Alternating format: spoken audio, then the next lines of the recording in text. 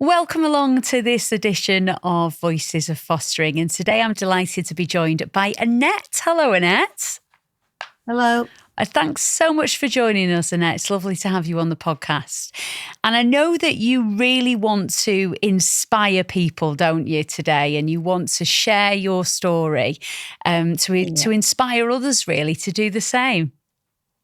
Yeah, it's been fantastic. Oh, Fantastic good. journey. Well, let's do that then. Let's start at the very beginning of your story, because I think a lot of people move into fostering when maybe their life changes a little bit. They're at a little bit of a crossroads. And unfortunately for you, your husband passed away a couple of years ago, didn't he? So tell us about that and then how you decided to apply to be a foster carer. So I lost my husband to cancer June 2025, and my home was empty, and I felt empty in myself and didn't know what to do with myself. And I had family members that had fostered and was involved with them. And then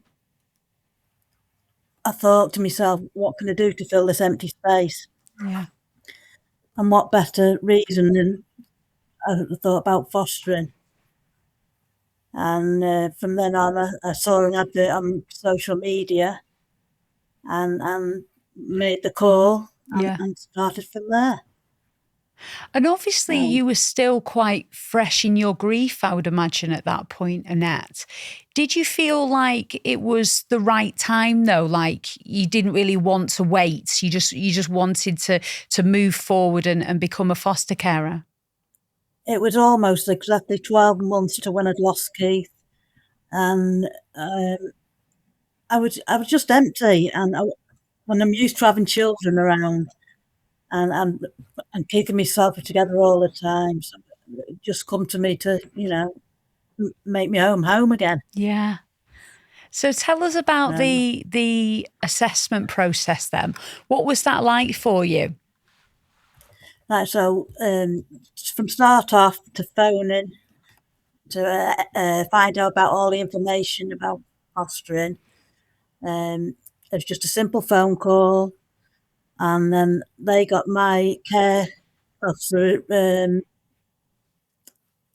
rang me back not long after, and she came out to see me and went through all the process of checking the bedrooms and making sure everything was safe and secure and for the child who whatever was happening, children, and it all went smoothly. Very nice to have met them all. Yeah. And then from there, really, just went to doing courses to make it more information for myself to get to know more experience by doing the courses. Yeah. So did you do skills to foster? Yeah, we did the skills to foster. I've done. How did you find that? Very interesting, very interesting. So we did two sessions online, and then we went one to the classroom. And so you meet other people, other foster carers as well. Some are the new recruits, some that have been doing it for years. It's great because you get their experience. Just amazing. It's been amazing. And obviously there's a lot of questions and there's a lot of, the assessment can be a little bit intrusive sometimes. How did you find that? Quite a lot of the time people say it's quite a cathartic experience. What was it like for you? It's very intrusive because they want to know about your whole family experience, your family, their families. All the information you can possibly give them, really, which is very understandable because you need to know all the background of everybody that's going to be involved in the fostering process, because it's not just myself, it's the whole family. But I found it great. I enjoyed the journey. Yeah. And just, I got addicted to doing courses. Yeah, you can learn so much, can't you? Yeah. I've never learned so much in my life. But I've enjoyed it. It's been interesting. Yeah, you definitely feel well equipped now. And I understand you've had a child with you now for 3 months. Is that right? Yeah, Yeah, so you're really at the start of your journey, aren't absolutely you? amazing. Oh, Yeah, brilliant. So how's it it's been? absolutely fantastic. I think I've been blessed myself. Oh, She's been amazing. So she's a 14-year-old and quite independent. yeah. I've had no problems up to now, and we really get on. So we talk to each other, we go out for meals. It's been amazing. Oh, brilliant. What was it like when they first arrived 3 months ago? Can you remember? How did you feel?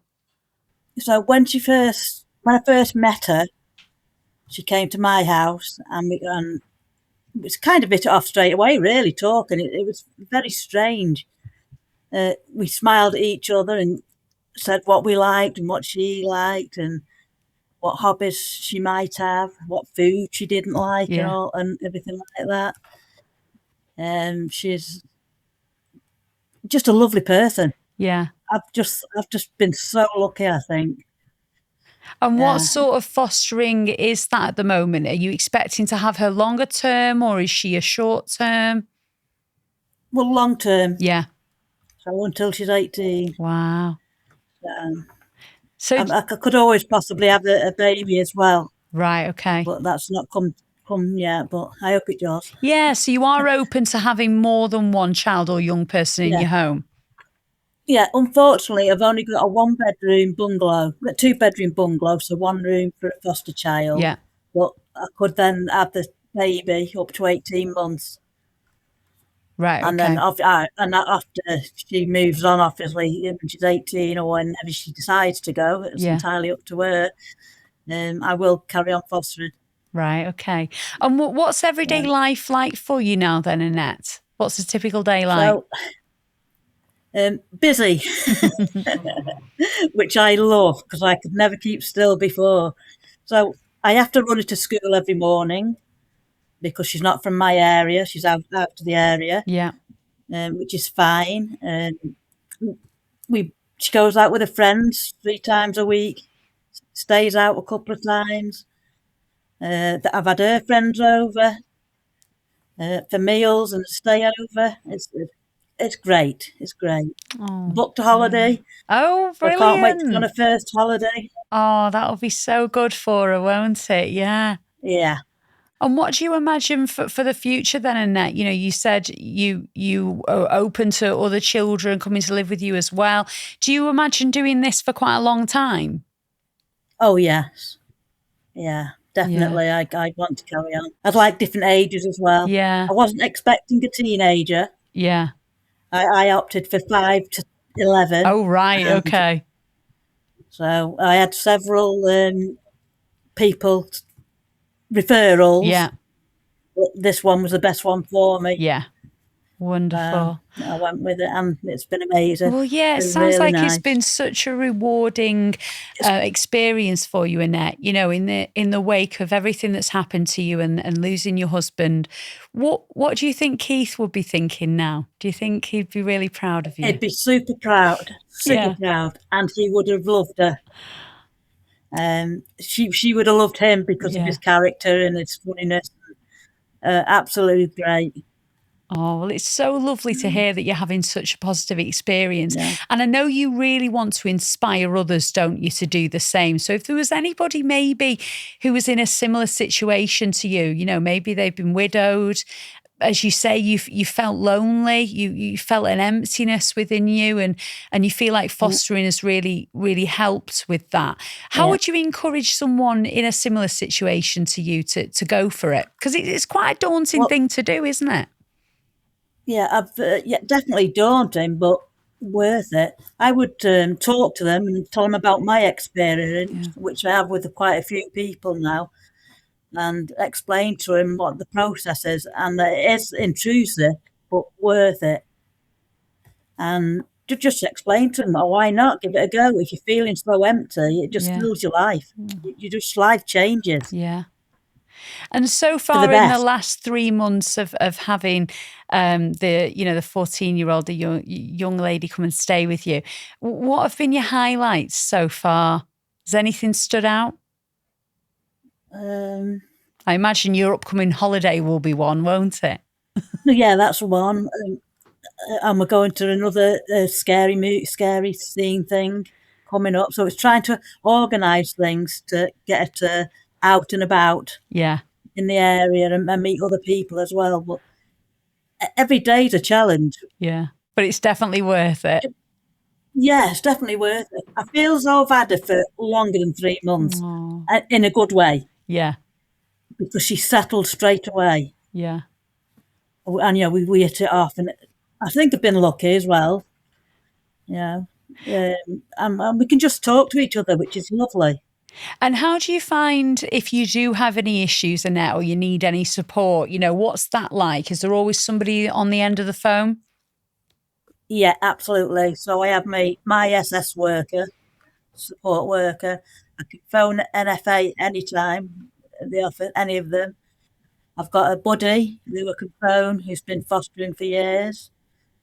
There's always somebody at the end of the phone, 24/7. Other foster carers.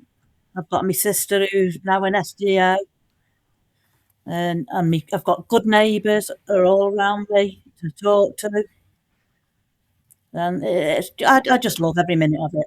So you say your sister is an Absolutely. SDO. Can you just describe what that's? SGO. An SGO. So yeah. So can you Yeah. just tell us what that is?